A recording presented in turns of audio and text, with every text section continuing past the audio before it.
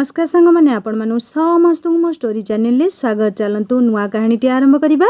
गप हेले भी कथाटी सतर प्रथम भाग।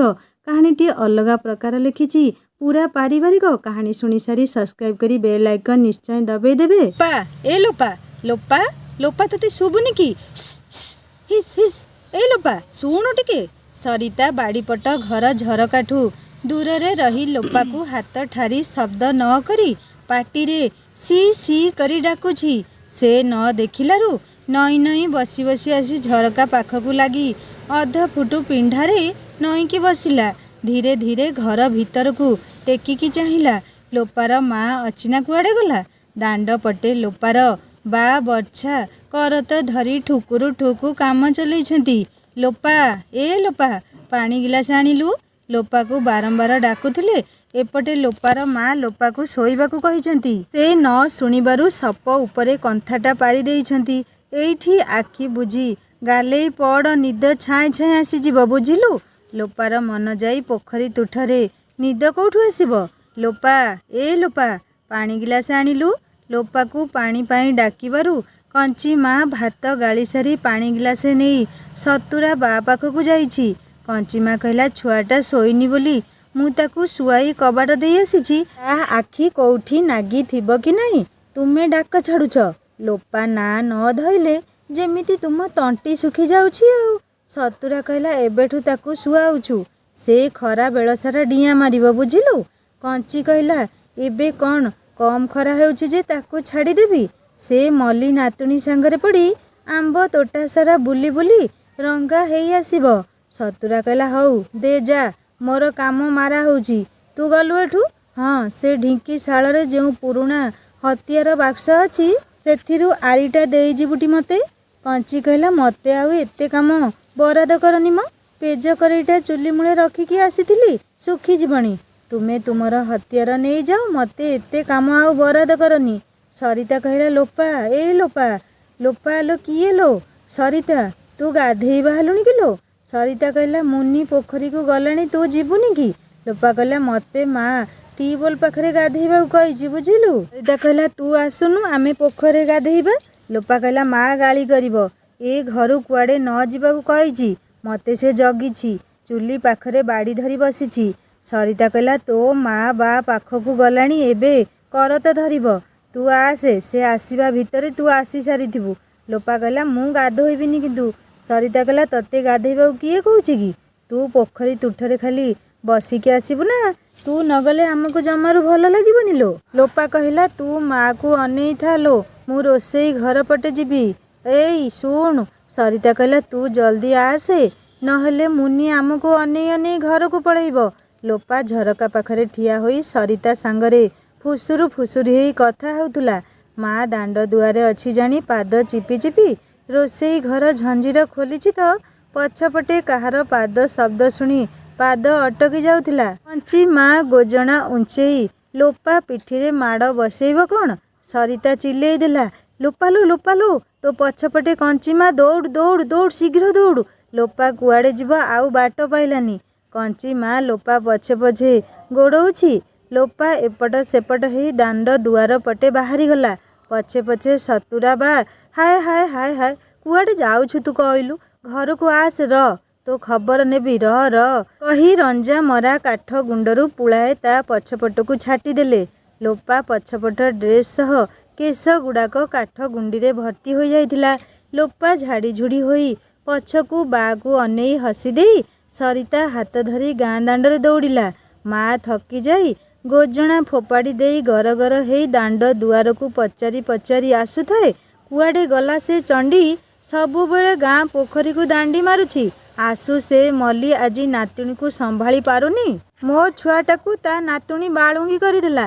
रह पाटी करनी आउ काली ठारू ताकू ताला देई घरे रखिबु बुझिलु। खाइब पीब घरे शोइब एणे तेणे बुलिबा कौन दरकार। हाँ से पिलाटाकू खाली सेइया दरकार। लोपा सरितार हाथ धरी गाँ मझी जाए पछकू अनेई अनेई दौड़ू थाए काले ताकू ता बा माँ गोड़े गोड़े आसुनाहांती तो। ई न आसुथिबार देखी निश्वास नेला लोपा। रही जालो टिके सरिता लो टिके रही जालो मु साहसी पड़िलो पूरा हालिया हेई गलिलो। हौ हौ लो ମୁଁ ବି ସେମିତି ଲୋ। ଟିକିଏ ସମୟ ଦମ୍ ନେଇ ସାରିଲା ପରେ ମୁନି କେତେବେଳୁ ଚାଲିଗଲାଣି ଚାଲ ଯିବା ଏବେ। ପୁଣି ଦୁହେଁ ଖାଲି ପାଦରେ ଗାଁର କଚା ରାସ୍ତାରେ ଧୂଳି ଉଡ଼େଇ ଦୌଡ଼ିବାରେ ଲାଗିଲେ। ପୋଖରୀ ଆଉ ଅଳ୍ପ ବାଟ। ଆମ୍ବ ଶାଳ ଗଛର ପବନ ଦେହରେ ଲାଗି ବଳ ଯୋଗଉଥାଏ ପାଦ ଆଗକୁ ନେବାକୁ। ତା ସାଥିରେ ମୁନି ଯେ କେତେଥର ବୁଡ଼ା ମାରି ଆର କୂଳରେ ଉଠିବଣି ସେଇ କଥାରେ ବେଶୀ ଆଗ୍ରହ ଦୁଇ ଜଣଙ୍କର। ପୋଖରୀ ମୂଳ ନ ହେବା ଆଗରୁ ଦୌଡ଼ି ଦୌଡ଼ି ଯାଇ ପାଣିରେ ଭୁସ୍ କିନା ପଡ଼ିଲା। ସରିତା ତା ପଛେ ପଛେ। ତିନିଜଣ ମିଶି ପାଣିରେ ହାତ ଧରା ଧରି ହୋଇ ଚକା ଚକା ଭଉଁରୀ ଖେଳି ପାଣିକୁ ଗୋଳେଇ ମାଟିଆ କରିଦେଲେ।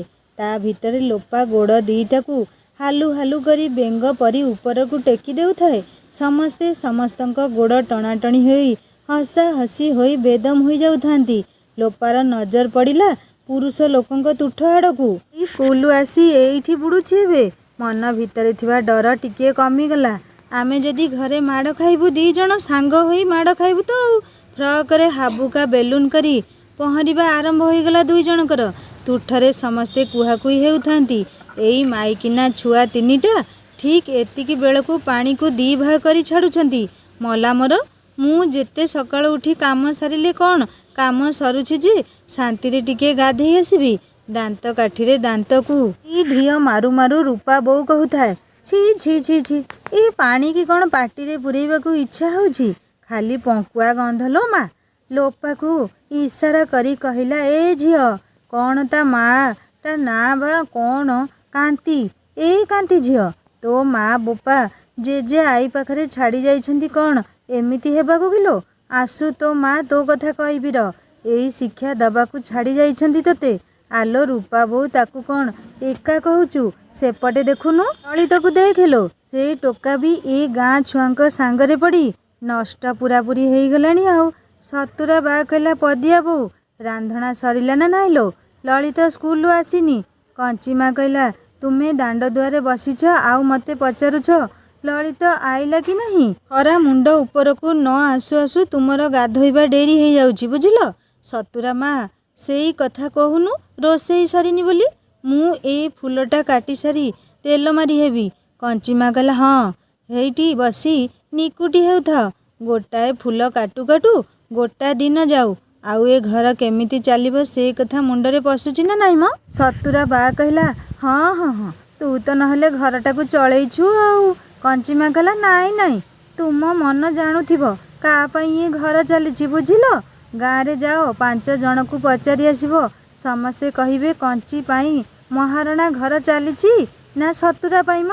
ମୋ ବୋପା ଘର ଲୋକ ସେତିକି ହାତ ନ ବଢ଼େଇଥିଲେ ସବୁ ପିଲା ବଡ଼ ପୁଅ ପରି ଅପାଠୁଆ ହୋଇ ରହିଥାନ୍ତେ ବୁଝିଲ। ସତୁରା ବା କହିଲା, ଗୋରୁ ପାଳିଲୋ, ଆସିଲାଣି ଯା ଯା, ପଛରେ ହିସାବ କରିବୁ। ଆଣିଛୁ ନା ନେଇଛୁ ସବୁ। କଞ୍ଚିମା କହିଲା, ଏ ବୁଢ଼ାକୁ ଯେତେ କହିଲେ କ'ଣ ସୁଧୁରିବ। ପିଣ୍ଡିକା ପଥର ପରି ବସିଛି, ଯାଉନ ଟିକେ ଆଡ଼େ ଆଣିବ। କାହା ବାରିଘରେ ପଶି ଖାଇଲେ ଯାଇ ବୁଦ୍ଧି ପଶିବ ବୁଝିଲ ନା କ'ଣ? ସତୁରା ବା କହିଲା, ମୁଁ ବୁଢ଼ା? ନାଇଁ ନାଇଁ ନାଇଁ ନାଇଁ, ମୁଁ ବୁଢ଼ା। ତୁ ତ ସେମିତି ଭୁଆସୁଣୀ ହେଇ ଅଛୁ ଆଉ। ପିଣ୍ଡିକା ପଥର ମୁଁ ନୁହଲୋ, ତୋ ବୋପା ଘର ଖୁଆଇକି କରିଛନ୍ତି। କଞ୍ଚିମା ଟିକେ ନରମ ଗଳାରେ କହିଲା, ଯାଉନ, ମୁଁ ଭଜା ବସେଇଛି, ତୁମକୁ କ'ଣ ଜଣା ପଡ଼ୁନି? ସତୁରା ବା କହିଲା, ମୋ ରାଗ ଚିଡ଼ଉଛୁ ଜାଣିଛୁ। ଫୋପାଡ଼ିବି ଏ କାଠ ଫାଳିଆଟା, ଏକାଥରେ 2 ଘର ହେଇ ପଡ଼ିଥିବୁ ବୁଝିଲୁ। ମୁଁ ତେଲ ଲଗେଇ ହେଇ ସାରିଲିଣି, ଜଣା ନାହିଁ ତୋତେ। କଞ୍ଚିମା ବିଚାରି ଆଉ କ'ଣ କହିବ। ମୁହଁ କାନ ଆଉଁସି ଭଜା କଡ଼େଇକୁ ତଳକୁ ଓହ୍ଲେଇ ଦେଇ ଗଲା ଗୋରୁ ଆଣିବାକୁ। ଏତେ ଗୋରୁ ଆସି ସାରିଲେଣି, ଆମର କୁଆଡ଼େ ଗଲେ କେଜାଣି। କାହା ବାରିଘର ପଶି ଖାଇଲେ ନା କ'ଣ ବା। ପଡ଼ୋଶୀ ଘର ମଲ୍ଲି ତା ଗୋରୁ ପାଇଁ ଠିଆ ହୋଇଥାଏ ତା ଦୁଆରେ। କଞ୍ଚିର ଛାଇ ପଡ଼ିଲେ ନା ତା ନାହିଁ ଡିଏଁ। ସେ ମୁହଁ ସିଙ୍ଗାରି ଠିଆ ହେଲା। କଞ୍ଚି ବି ଆରକ ମୁହଁ ମୋଡ଼ି ପକେଇଲା। ମୁଁ ତାର ଖାଇଛି ନା ନେଇଛି। ମୋ ଦାଣ୍ଡରେ ମୁଁ ଠିଆ ହେଇଛି, ତା ଶ୍ୱଶୁର ନା ଗେରସ୍ତ ଜାଗାରେ ଠିଆ ହୋଇଛି ଯେ ତତେ ଦେଖିଲେ ମୋ ରକତ ଫୁଟେଲୋ। ତୋରି ନାଗି ମୁଁ ସର୍ବହରା ହେଲି। ମଲ୍ଲି ବି କଞ୍ଚିକି ଦେଖି ଫାଳେ ମୁହଁ ବୁଲେଇ ଦେଲା। ତୋର କ'ଣ ଏକା ମୁହଁ ଅଛି ସଙ୍ଗୀ? କାଳି କୋତିରି, କେମିତି କେଜାଣି ଏଇଟାକୁ କିଏ ଦେଖି ବୋହୂ କରି ଆଣିଥିଲା। ସକାଳୁ କାଳି ବିଲେଇ ମୁହଁ ଦେଖିଲେ ଦିନ ସାରା ଖାଇବାକୁ ଆଉ ମିଳିବନି। ନୀରବ ଯୁଦ୍ଧ ଚାଲିଲା କିଛି ସମୟ।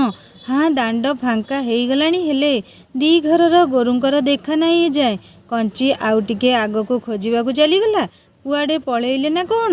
ମଲ୍ଲି ନାତୁଣୀ ତାଙ୍କ ଗୋରୁ ଅଡ଼େଇ ଅଡ଼େଇ ଓଦା ସଡ଼ ସଡ଼ ହୋଇ ଆସୁଥିଲା। ଦେହ ସାରା ଠାଏଁ ଠାଏଁ ପଙ୍କ ନେସି ହେଇଛି। ଗୋରୁ ଗୋଡ଼ରେ ଧୂଳି ଉଡ଼ି ଛାପି ଛାପି ହୋଇ ଲାଗିଛି। କଞ୍ଚି ମା ଆଖିରେ ପଡ଼ିଗଲା। ଏ ସୁଦାମ ଝୁଅ, ଲୋପା ଲୋପା କୁଆଡ଼େ ଗଲା କିଲୋ? ସେ ଟିକେ ଶଙ୍କିଗଲା। ଲୋପାକୁ ମୁଁ ଡାକି ନେଇଛି ବୋଲି ଯଦି ମୋ ଆଈ ସାଙ୍ଗରେ କଳି କରିବ, ମୁଁ ଆଜି ଘରେ ବୋହେ ବାଡ଼ିଆ ଖାଇବି। କିଛି ନ କହି ଗୋରୁ ସେଇଠି ଛାଡ଼ି ଘରକୁ ଦୌଡ଼ିଲା ସେ।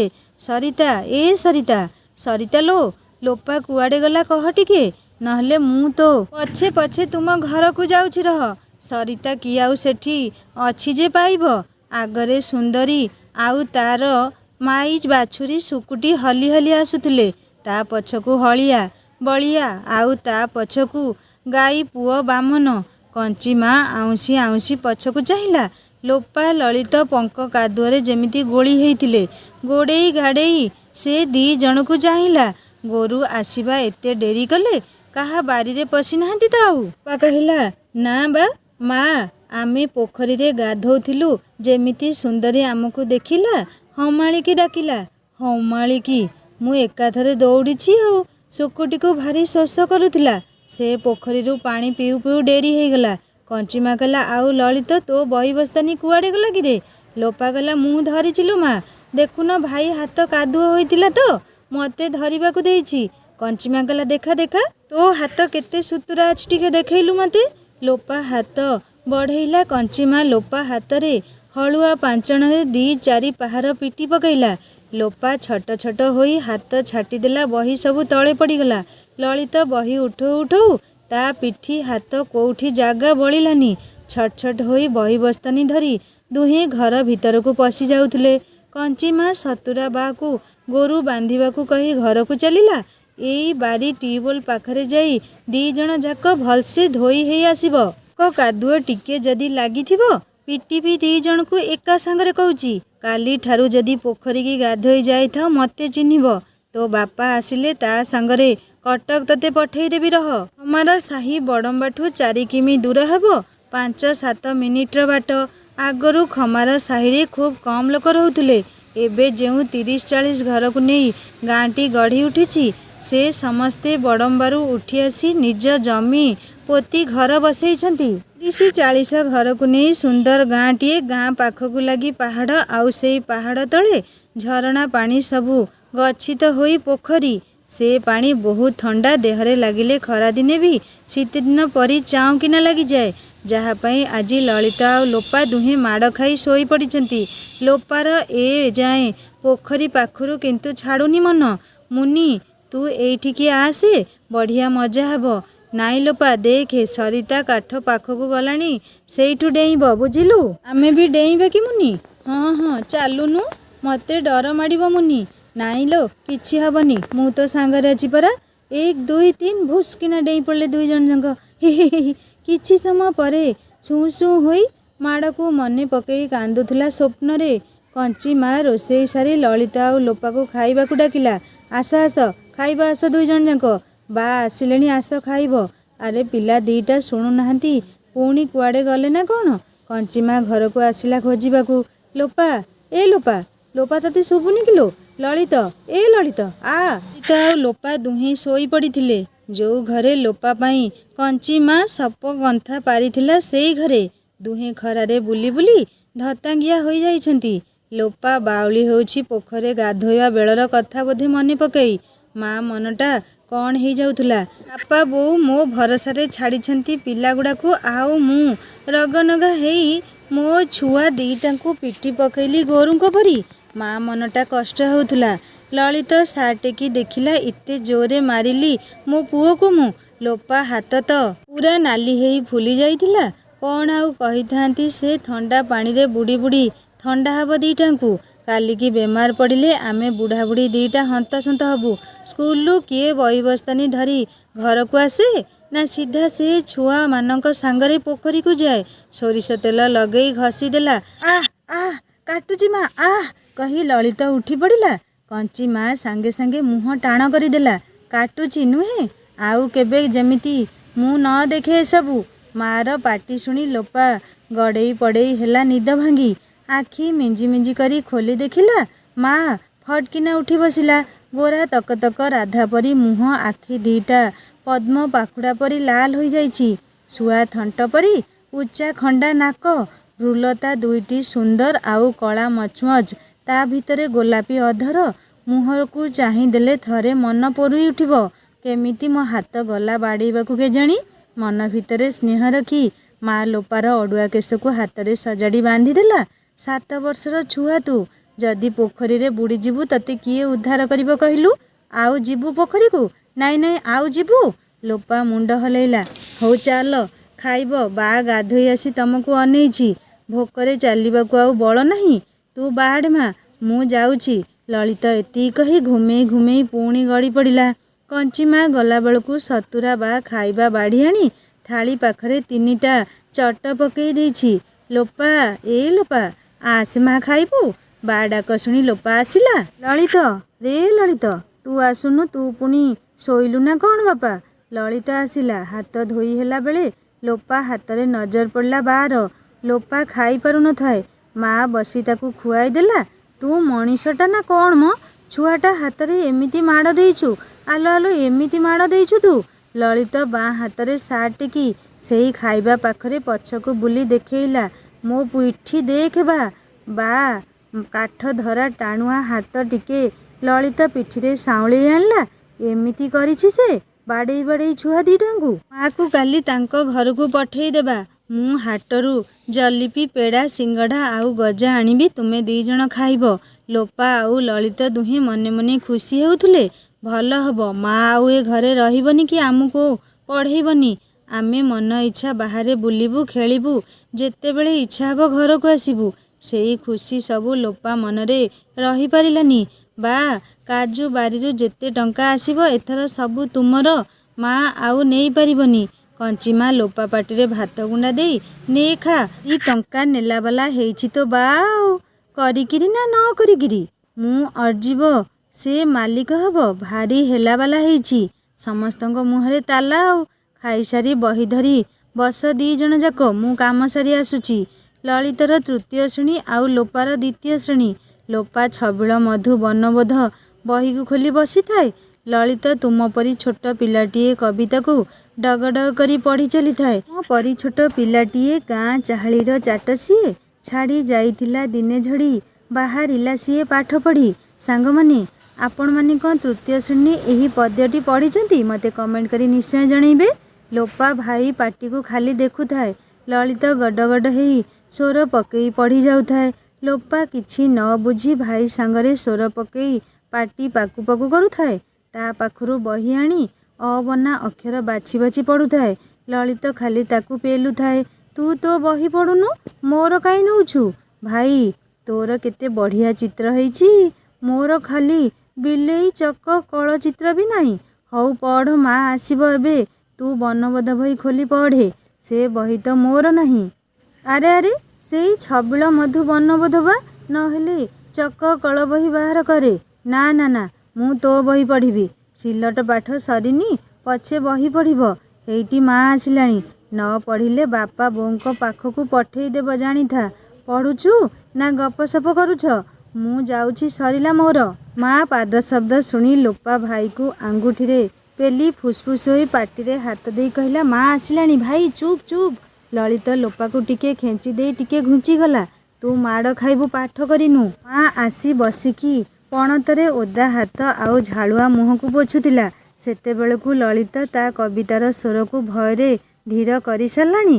କାଳେ କୋଉଠି ଭୁଲ ହେଇଯିବ। ଆଉ ମା ତାର ଚିଲା ଚିଲା ବଡ଼ ଆଖି ଦେଖେଇ ଲଳିତକୁ ଆଉ 2 ପାହାର ନ ଦେଉ। ଖରାବେଳର ପାହାର ପିଠିରେ ଏବେ ବି ରୁଗୁ ରୁଗୁ ହୋଇ ପଡ଼ୁଛି। ଲୋପା ବର୍ଣ୍ଣବୋଧ ବହିକୁ ନେଇ ମୁହଁ ଭିତରେ ପୂରେଇ ଦେଇଛି। ବ୍ୟଙ୍ଗ ବ୍ୟକ୍ତିଙ୍କ ପରି ବାମରୁ ଡାହାଣକୁ ଗୁଣୁ ଗୁଣୁ ହୋଇ ମୁହଁ ଏପଟ ସେପଟ ଖାଲି କରୁଛି। କଞ୍ଚିମା ଲୋପା ମୁହଁରୁ ବହିଟାକୁ ଟାଣି ଆଣି ତଳେ ରଖିଲା। ସିଧା ଚକା ପକେଇ ବସ ମା। ଲୋପା ଚକା ପକେଇ ବହି ପଢ଼ୁ ପଢ଼ୁ ତଳକୁ ଝୁଙ୍କି ପଡ଼ିଲା। ଆଉ ଲୋପାକୁ କ୍ଷମା ନାହିଁ। ଏଥର ସିଧା କାନ ଧରି ଚୌକି ବସିବାକୁ ଆଦେଶ। ସେ ପୁଣି ଯେତେବେଳ ଯାଏ ମା ନ କହିଛି। ଲୋପା ଚୌକି ବସିବା ବେଳେ ପ୍ରଥମେ କିରିକିରି ହୋଇ କୁରୁଳୁଥିଲା। ତାପରେ ଅବସ୍ଥା ଖରାପ ଆଉ। ମା ଲଳିତଠୁ ପାଠ ଆଦାୟ କରି ପୁଣି ପାଠ ଦେଲେ।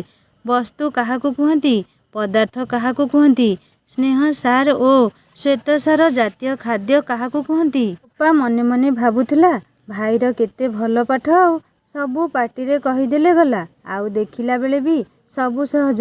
ମୁଁ ଏ ଶ୍ରେଣୀଟା କେବେ ଡେଇଁଯିବି ଯେ ମୋତେ ଆଉ ଏମିତି କଷ୍ଟ ଶବ୍ଦ ଲେଖିବାକୁ ପଡ଼ିବନି। ଭାଇର ସବୁ ଭଲ ପାଠ ଆଉ। ଛୋଟବେଳେ ସବୁ ଏମିତି ଲାଗେ। ବଡ଼ ଭାଇ ଭଉଣୀଙ୍କ ବହି ଖାତା ଡ୍ରେସ୍ ଜୋତା ଖାଇବା ବାଗ ଶୋଇବା ବାଗ ସବୁ କିଛି ଭଲ ଲାଗେ ସାନମାନଙ୍କୁ। ଏମିତିକି ସେମାନଙ୍କର ଦେହ ଖରାପ ହେଲେ ମନ ହୁଏ ମୋର ବି ଦେହ ଖରାପ ହୁଅନ୍ତା କି, ମୁଁ ସ୍କୁଲ ଯାଆନ୍ତିନି କି ଟ୍ୟୁସନ୍ ଯାଆନ୍ତିନି କି, ଭାଇ ପରୀକ୍ଷା ମୋତେ ବି କିଛି ଦିନ ଛୁଟି ମିଳିଯାଆନ୍ତା କି।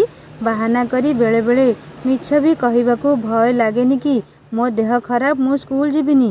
ଲୋପା ଚୌକି ବସି ବସି ଝାଳ ନାଳ ଧଇଁ ସଇଁ ହେଲାଣି, କିନ୍ତୁ ପାଟିରୁ ପଦୁଟିଏ କଥା ବାହାରୁନି। କି ମା ମୋତେ କାଟୁଛି?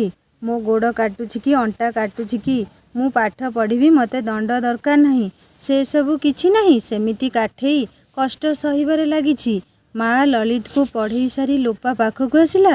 ଚକ କଳ ଓଟ ଜଟ ନଳ ଜଳ ଯାହା କହିଲେ ବି ଲୋପା ବହିରେ ଖାଲି ଆଙ୍ଗୁଠି ମାରି ଚାଲିଥିଲା। ପାଠରେ ବିଲକୁଲ ଇଚ୍ଛା ନାହିଁ ତାର। ଏଡ଼ିକି ଟିକିଏ ଫୁଲ ପରି ଛୁଆଟାକୁ ଆଉ କେତେ ଅବା ଦଣ୍ଡ ଦେବେ? ଚୁପ୍ ରହିଲେ ମା। ରାଗ କିନ୍ତୁ ଶାନ୍ତ ହେଉନଥିଲା। କେମିତି ପିଲାଟା ପାଠ ପଢ଼ିବ ସେଇ କଥା ମୁଣ୍ଡରେ ସବୁବେଳେ ଚାଲୁଥାଏ। ଏକଦମ ମଗଜ ମୋଟା ପିଲାଟା, ଆକୁ ମାଡ଼ କିମ୍ବା ଦଣ୍ଡରେ ଶାସନ କରିହେବନି। ନୂଆ ଉପାୟ ଭାବିବାକୁ ପଡ଼ିବ। ଏବେ ଛୁଟି କରିଦେଲେ ଲୁଚିକି ଯାଇ ଉଠି ଦାଣ୍ଡି ମାରିବ ମଲ୍ଲି ନାତୁଣୀ ସାଙ୍ଗରେ। ଏଇଠି କେମିତି ବସିବ ଆଉ? ଛାଇ ନେଉଟିଲାଣି, ଚୁଲି ହାଣ୍ଡି ବି କରିବି। ସେ ଦି ଜଣଙ୍କୁ ଛାଡ଼ି ରୋଷେଇ କରିବାକୁ ମା ଗଲା। କିଛି ସମୟ ପରେ ଗୋଟେ ରସ ଥାଳିରେ 2 ମୁଠା ମୁଗ ଚାଉଳ ଧରେଇ ଦେଇଗଲା। ଚାଉଳ ଆଉ ମୁଗ ଅଲଗା କରିଦେବୁ।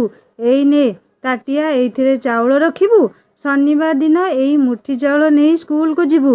ଏଥର ଲୋପା ବହି ଛାଡ଼ି କାମରେ ଲାଗିଗଲା। କଞ୍ଚି ମା ଚୁଲି ମୂଳେ ବସି ଭାବୁଥିଲା, ମୁଗ ଚାଉଳ ଏକାଠି କରି ତ ଦେଇ ଆସିଲି, ସେ ପାରିବ ନା ନାହିଁ ମନ ବିଚଳିତ ହେଉଥିଲା। କାଉଟା ବାରି ପିଜୁଳି ଗଛ ଉପରେ ବସି ଆଜି ସକାଳୁ ରାଉ ରାଉ ହେଉଛି। କି ଖବର ପଚାରିବାକୁ ମୁଠାଏ ଚାଉଳ ନେଇ ରଖିଲା। କାଉ ଚାଉଳ ଖାଇ ଯେଉଁ ଦିଗକୁ ସୂଚିତ କରି ଉଡ଼ିଗଲା, ସେଥିରୁ ମନେ ହେଉଥିଲା ପଦିଆ ଆସିବ। ଆଉ ଏଥର ଯଦି ଜିଦି ଧରେ ତା ପିଲାଙ୍କୁ ନେଇଯିବାକୁ ଆମେ ନିରୁପାୟ। ଏ ବାପା ବୋଉ ଆଉ ଜେଜେ ଆଈଙ୍କ ମାମଲା ବଡ଼ ଗମ୍ଭୀର କଥା। ଏଥିରେ ଲୋପା ଆଉ ଲଳିତ ସଦ୍ୟ ଚକଟା କାଦୁଅ ପରି। ଯେମିତି ଗଢ଼ିଦେଲେ ସେ ସେମିତି ରୂପ ନେବେ। ଜେଜେ ଆଉ ଆଈଙ୍କର ଭଲ ପାଇବା, ଶିକ୍ଷା ଦୀକ୍ଷା କି ଅନୁଶାସନ କିଛି ଖରାପ ନଥିଲା। ପିଲା ଦୁହେଁ ପାହାଡ଼ ପାଖ ଛୋଟ ଗାଁର ପ୍ରାକୃତିକ ପରିବେଶରେ ସୁନ୍ଦର ଭାବରେ ବଢ଼ି ଚାଲିଥିଲେ। ଖାଇବା ପିଇବାରେ କିଛି ଅସୁବିଧା ନଥିଲା। ଜେଜେବାପା କେବେ କେମିତି କାଠ କାମ କରିବାକୁ ବାହାରକୁ ଗଲେ ପିଲା ଦୁହିଁଙ୍କ ପାଇଁ କିଛି ନା କିଛି ଖଲିପତ୍ର ପୁଡ଼ିଆରେ ଆଣିକି ଆସନ୍ତି। ଏମାନେ ବି ସନ୍ଧ୍ୟା ହେଲେ ଚାହିଁ ବସିଥାନ୍ତି। ଖଲିପତ୍ର ଠୁଙ୍ଗାରେ ଗୁଡ଼ା ହେଇଥିବା ଜଲିପି ପେଡ଼ା ଭିତରେ 70-12 ସ୍ନେହ ଗୁଡ଼ା ଜମାଟ ହୋଇ ରହିଥାଏ ଯେମିତି। ପିଲାମାନେ ଖାଇବା ବେଳେ ଯେତିକି ଖୁସି ହୁଅନ୍ତି, 70-12ଙ୍କର ଖୁସି 2 ଗୁଣ ହୋଇଯାଏ। କଞ୍ଚି ମା'ର ଭଲ ପାଇବା ବି କିଛି କମ୍ ନୁହେଁ। କାଜୁ ବାରିରୁ ଯାହା ପଇସା ହୁଏ ସେଥିରୁ ସେ ଲୋପାକୁ 2ଟା ସୁନା ଫାସିଆ କିଣିଦେବ ବୋଲି କହିଛି। ଲୋପା ବି ବହୁତ ଖୁସି ସେ କଥା ଶୁଣି। ମୁନି ଆଉ ସରିତା ଆଗରେ ସେଇ କଥାକୁ କେତେଥର ଘୋଷି ହେଇଛି ତା ମନେ ନଥିବ। ସବୁ ପୂଜା ପର୍ବରେ ଗୋଟିଏ ଜାଗାରେ 3ଟା ଡ୍ରେସ୍ କିଣିଦିଏ ସେ ଲୋପାକୁ। ଲୋପା ଆଉ ଲଳିତ ଦୁହେଁ କଞ୍ଚିମା ଆଉ ଚତୁରା ବା'କୁ ନିଜ ବାପା ବୋଉ ବୋଲି ଜାଣନ୍ତି, ଆଉ ବାପା ବୋଉ ବୋଲି ଡାକନ୍ତି ମଧ୍ୟ। ସନ୍ଧ୍ୟା ହେଲେ କଞ୍ଚିମା ପାଠ ପଢ଼ାଏ। ପଢ଼ା ସରିଗଲେ ଚତୁରା ବା' ଗପ ପେଡ଼ି ଖୋଲି ବସେ। ଆଉ ସେଇଥିପାଇଁ ଲଳିତ ଆଉ ଲୋପାକୁ ଲାଞ୍ଚ ଦେବାକୁ ପଡ଼େ। ଦିନସାରା କାଠ ଉପରେ ନିଜ ମନର ଛାପ ଦେଇ ଦେଇ ଚତୁରା ବା' ଅଧିକ କିଛି ରୋଜଗାର ନ କରି ପାରିଲେ ବି ଖୁସି ଥାଏ ନିଜ କାମକୁ ନେଇ। ଶାରୀରିକ ପରିଶ୍ରମ ବି କରିବାକୁ ପଡ଼େ ତାଙ୍କୁ। ସଞ୍ଜ ହେଲେ ଲଳିତ ଆଉ ଲୋପା ବା' ଗୋଡ଼ଠାରୁ ପିଠି ଯାଏଁ ଠିଆ ହୁଅନ୍ତି। ପିଠି ହାତ ଗୋଡ଼ ଏପଟ ସେପଟ କରି କୁଦି ସାରିଲେ ଯାଇ ଗପ ଶୁଣିବାକୁ ମିଳେ। ବା' ପାଖରେ ବସି ଗପ ଶୁଣୁ ଶୁଣୁ କେତେବେଳେ ନିଦ ଲାଗିଯାଏ ଜାଣି ନଥାନ୍ତି। ତାପରେ ନିଦ ଭାଙ୍ଗେ ମା'ର ବଡ଼ ପାଟିରେ ଖାଇବାକୁ ଆସ ବୋଲି। ହେଲେ ଥରେ ନିଦ ହେବା ପରେ ଆଉ ଖାଇବାକୁ କାହାର ମନ ଅଛି ଯେ? ନିଦରେ ଥିଲାବେଳେ ମା' ଖୁଆଇ ଦିଏ। ଆଖି ବନ୍ଦ କରି ବି ସେତେବେଳେ ଦୁହେଁ ଖାଇଦେଉ। ମାସକୁ ଥରେ ବାପା ଆସନ୍ତି କଟକରୁ। ବାପା ଆଉ ଲଳିତ ପାଇଁ ବହୁତ କିଛି କିଣିକି ଆଣିଥାନ୍ତି। ମା ପାଇଁ ବି ସବୁ କିଣିକି ଆଣିଥାନ୍ତି। ଘରର ମାସିକ ସଉଦା ଠାରୁ ଆରମ୍ଭ କରି ଦାଦା ଆଉ ନାନୀଙ୍କ ପାଇଁ ଲୁଗାପଟା ପର୍ଯ୍ୟନ୍ତ। ବାପା ସେତିକି ଦିନ ରୁହନ୍ତି, ବହୁତ ଭଲ ଲାଗେ, ଖୁସିରେ। ବୋଧହୁଏ ଲୋପା ବେଶୀ ବଦମାସି ସେତେବେଳେ କରେ। ସମସ୍ତେ କୁହନ୍ତି ବାପା ବହୁତ ରାଗି ବୋଲି।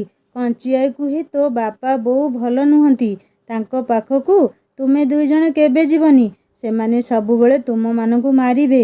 ସିଆଡ଼େ ପିଲାଧରା ବାଜି ଅଛି, ତୁମେ ଦୁଷ୍ଟ ହେଲେ ତୁମକୁ ଦେଖି ବାନ୍ଧି ନେବ କି ତାଡ଼ିଦେବ, ପେଟ କାଟି ସବୁ ନେଇଯିବ ସିଆଡ଼େ। ତୁମେ ଗାଁରେ ରୁହ, ଏଇଠି ବହୁ ସାଙ୍ଗ ଅଛନ୍ତି ତୁମର, ସେମାନଙ୍କ ସାଙ୍ଗରେ ଖେଳିବ। ଦୀନା ଅଜା ଯିଏକି ଲୋପାର ବୋଉକୁ ଝିଅ କରିଛି, ସେ ପାହାଡ଼ ଉପରକୁ ଗୋରୁ ଚରେଇ ଗଲେ ଜଙ୍ଗଲରୁ ବହୁତ ପ୍ରକାର କୋଳି ଆଣିଦିଏ ଲୋପା ଆଉ ଲଳିତ ପାଇଁ। କ୍ଷୀରି କୋଳି, ବେତ କୋଳି, ଆଉ ସପେତା ଆଉ କେନ୍ଦୁ, ବଢ଼ିଆଳ ଇତ୍ୟାଦି। ଆଉ କେତେ କ'ଣ ସେ ଚିହ୍ନି ନଥିବା କୋଳି। ବସ୍ତା ବସ୍ତା ପଇଡ଼ ଆଣିଦିଏ। ଲଳିତର ନାକରୁ ଖରାଦିନେ ରକ୍ତ ପଡ଼େ। ସବୁଦିନ ସକାଳେ ଗୋଟେ ନହେଲେ ଦିଟା ପଇଡ଼ କାଟିଦିଏ ଦୀନା ଅଜା। ପଇଡ଼ ପାଣି ପିଇ ତା ନାଳି ଖାଆନ୍ତି ଦୁହେଁ। ଲଳିତ ଆଉ ଲୋପା ଦୁହେଁ ବହୁତ ଖୁସି ଥାନ୍ତି ଗାଁରେ। ଆଖି ସାମ୍ନାର ଦୁନିଆଟା ହିଁ ସୁନ୍ଦର ଲାଗେ। ନୂଆ ଦୁନିଆର ଆକର୍ଷଣ ନଥାଏ ମନରେ। ବାଙ୍କ ସାଙ୍ଗରେ ରହିବା ତାଙ୍କର ଅଭ୍ୟାସ ହୋଇଗଲାଣି। ବାପା ବୋଉଙ୍କ ପାଖକୁ ଯିବା କଥା କହିଲେ ବହୁତ କାନ୍ଦନ୍ତି ଦୁହେଁ। ଇଆଡ଼େ ସିଆଡ଼େ ଲୁଚନ୍ତି। ସତୁରା ଆଉ କଞ୍ଚି ମା'ର ବି ଇଚ୍ଛା ନଥାଏ ଯେ ସେମାନେ ତାଙ୍କ ବାପା ବୋଉ ପାଖକୁ ଯାଆନ୍ତୁ। କଞ୍ଚି ମା କାଉକୁ ଚାଉଳ ଦେଇ ଚୁଲି ଲଗେଇବାକୁ ଆସିଲା। ପାଣି ହାଣ୍ଡି ବସେଇ ଚାଉଳ ପକେଇ ଭାବୁଥାଏ, ପ୍ରଦୀପ ଆସିବ ବୋଧେ, କାଉ ସୂଚନା ଦେଇଗଲା। ଏତିକି ବେଳେ ଦାଣ୍ଡ ଦୁଆରେ କାହାର କବାଟ ବାଡ଼େଇବା ଶୁଣି କଞ୍ଚିମା କହୁଥିଲା, ଯାଉଛି ଯାଉଛି, ରହିଥା ରହିଥା। ଘର ସଂସାର ଆଉ ପରିବାର ମାୟା ବଡ଼ ଅଜବ। କେତେ ଲୋକ ସେ ସବୁକୁ ବୁଝୁ ବୁଝୁ ଲୀନ ହୋଇଛନ୍ତି ଏଇ ଧରାରେ। ମୋର କହି ଜାବୁଡ଼ି ଧରିଥିବା ମା ବି କେବେ ସ୍ୱାର୍ଥପର ହୋଇପାରେ। କେମିତି କଅଁଳା ଶିଶୁ ମନଟା, ବୁଝିବ ଆଉ। ମା ସବୁବେଳେ ପିଲା ପାଇଁ ମା ହୋଇ ରହିଥାଏ, ଆଉ ପିଲା ସବୁବେଳେ ବାଳୁତ ମା ଆଖିରେ। ମା ବାପା ଏ ଦୁନିଆରେ ଚଳନ୍ତି ଠାକୁର, ତାଙ୍କ କଥା ଶିରୋଧାର୍ଯ୍ୟ। ଏଇ କଥା ଯେତେବେଳେ ମଣିଷ ବିଶ୍ୱାସ କରିବା ଭୁଲିଯାଏ, ସେତେବେଳେ ପିତା ଦଶରଥ, ମାତା କୁନ୍ତୀଙ୍କ ଚରିତ୍ର ସାମ୍ନାକୁ ଆସେ। ସେଇମାନଙ୍କୁ ଆଦର୍ଶ କରି ପୁଣି ଏଇ ଧରାରେ ଜନ୍ମ ନିଅନ୍ତି ରାମଚନ୍ଦ୍ରଙ୍କ ପରି ପୁଅ ଆଉ ପଞ୍ଚୁପାଣ୍ଡବ। ପୁଣି ଏଇଠି ସୃଷ୍ଟି ହୁଏ ମହାଭାରତ। ପୁଣି ରାମଚନ୍ଦ୍ରଙ୍କୁ ବନବାସ ଯିବାକୁ ପଡ଼େ। ମାତା କୈକେୟୀଙ୍କ ପରି ନିଜ ମା ଯେତେବେଳେ ନିଜ ଗର୍ଭରୁ ଜନ୍ମ ହୋଇଥିଲା, ସନ୍ତାନମାନଙ୍କ ଭିତରେ ପକ୍ଷପାତ କରେ। ମନରେ କ୍ରୋଧ ସୃଷ୍ଟି ହୁଏ, ହିଂସା ସୃଷ୍ଟି ହୁଏ। ଦିନେ ସେଇ କ୍ରୋଧ ଆଉ ହିଂସା ପାଇଁ ମା ପୁଅଙ୍କ ସମ୍ପର୍କରେ ଫାଟ ତିଆରି ହୁଏ। କଞ୍ଚିମା ଆଉ ସତୁରା ବାଙ୍କର 3 ପୁଅ, ଗୋଟେ ଝିଅ, ପ୍ରଦୀପ, ସୁଦୀପ, ପ୍ରଶାନ୍ତ, ଆରତୀ। ବଡ଼ ପୁଅ ପ୍ରଦୀପର ବାହାଘର ସରିଯାଇଛି। ଲୋପା ଆଉ ଲଳିତ 2 ପୁଅ ଝିଅ। ଦୁହିଁଙ୍କ ଭିତରେ ଅନ୍ତର ଗୋଟିଏ ବର୍ଷ। ପ୍ରଦୀପର ସ୍ତ୍ରୀ କାନ୍ତି ଆଗରୁ ଲଳିତ ଆଉ ଲୋପା ସାଙ୍ଗରେ ଗାଁରେ ରହୁଥିଲା। ଆରତୀର ସେତେବେଳେ ବାହାଘର ହେଇ ନଥିଲା। ଆରତୀର ବାହାଘରେ ଟଙ୍କା ଦରକାର ହେବ, ସେଇଥିପାଇଁ ପ୍ରଦୀପ ତା ପରିବାରକୁ ନିଜ ପାଖକୁ ନେଇପାରି ନଥିଲା। ସହରରେ 4 ଜଣ ରହିଲେ ଯେତେ ଖର୍ଚ୍ଚ, ସେଥିରେ ପୁଣି ସୁଦୀପ ଆଉ ପ୍ରଶାନ୍ତଙ୍କର ପାଠପଢ଼ା ଦାୟିତ୍ୱ ପ୍ରଦୀପ ଉପରେ ଥିଲା। ପଦିଆ 10ମ କ୍ଲାସରୁ ପାଠ ଛାଡ଼ି କାମ କରିଛି କେବଳ ପରିବାର ପାଇଁ। ବାପା ବେଶୀ କାମ କରିପାରନ୍ତିନି। ସମସ୍ତଙ୍କୁ ଏକା ସାଙ୍ଗରେ ପାଠ ପଢ଼େଇ ଘର ଚଳେଇବା ଯେ କେତେ କଷ୍ଟ, ସେଥିପାଇଁ ମା ପଦିଆକୁ କାମ କରିବାକୁ ମନା କରିନି। ଆରତୀର ବାହାଘର ପରେ ପଦିଆ ଚାହିଁଛି ତା ପରିବାରକୁ ନିଜ ପାଖକୁ ନେଇଯିବାକୁ। କାହିଁକିନା ଖାଇବା ପିଇବା ଅସୁବିଧା ହେବାରୁ ବାରମ୍ବାର ଦେହ ଖରାପ ହୋଇଛି ତାର। କାନ୍ତିକୁ ସାଙ୍ଗରେ ନେବାକୁ ବାହାରିଛି। ମା ଯେତେବେଳେ ଭାବିଛି କି ସେ ଯଦି ତା ପରିବାରକୁ ନେଇ ଅଲଗା ରହିବ, ସେ ନିଶ୍ଚୟ ସବୁବେଳେ ସେମାନଙ୍କ ଆବଶ୍ୟକ ପୂରଣ କରିବାରେ ରହିବ। ଆଉ ମୋ ପରିବାର ପାଇଁ ଟଙ୍କା ଆସିବ କୋଉଠୁ ଯେ? ବାପଘର କେବେ କେମିତି ସାହାଯ୍ୟ କରନ୍ତି, ସବୁବେଳେ ତ ସାହାଯ୍ୟ କରିପାରିବେନି। ସବୁ ପିଲାଙ୍କୁ ସମାନ ଦେଖିବା ଆଉ ସମସ୍ତଙ୍କର ଅଭାବ ପୂରଣ କରୁ କରୁ ମା କେତେବେଳେ ମମତାରେ ଅନ୍ଧ ପାଲଟି ଯାଇଛି ବୁଝିପାରିନି। ପଦିଆ କାନ୍ତିଙ୍କୁ ସାଗରେ ନେଇଯିବା ବେଳେ କଞ୍ଚିମା ନିଜର ନାତି ନାତୁଣୀକୁ ଜାବୁଡ଼ି ଧରିଛି। ସବୁଥର ଫେରିଯିବା ପରେ ଆଜି ଯଦି ପଦିଆ ତା ପିଲାମାନଙ୍କୁ ନେଇଯିବାକୁ ଜିଦି ଧରି ବସେ, ସେ କ'ଣ କରିବ? ତା ପାଖରେ ଆଉ କିଛି ଉପାୟ ନାହିଁ। ସେ ଯେ ବହୁ କଷ୍ଟ କରୁଛି ଲଳିତ ଆଉ ଲୋପାକୁ ମଣିଷ କରି ଗଢ଼ି ତୋଳିବାକୁ, ଏହା ନିଃସନ୍ଦେହ। କଞ୍ଚିମା କବାଟ ଖୋଲିବାକୁ ଯିବାକୁ ଡେରି ହୋଇଯାଇଛି। ଝଞ୍ଜିର ଜୋର ଜୋରେ ବାଡ଼େଇ ବୋଉ ବୋଉ ଡାକିଛି। କଞ୍ଚିମା କବାଟ ଖୋଲି ଦେଖିଲା ସୁଦୀପ୍ତ ମୁଣ୍ଡରୁ ଝାଳ ପୋଛିଲା। ସୁଦୀପ୍ତ କହିଲା, କେତେବେଳୁ କବାଟ ବାଡ଼େଇଲିଣି, କ'ଣ କରୁଥିଲୁ ବୋଉ? କଞ୍ଚିମା କହିଲା, ତୋର କ'ଣ ଛୁଟି ହୋଇଗଲା ନା ପରୀକ୍ଷା ସରିଗଲା? ସୁଦୀପ କହିଲା, ନା, ତୋତେ କ'ଣ ଜଣାପଡ଼ୁନି? ମାସ ସରିଗଲାଣି ବୋଲି ଟଙ୍କା ପାଇଁ ଆସିଥିଲି, ହଷ୍ଟେଲ ଆଉ ମିଲ୍ ପଇସା।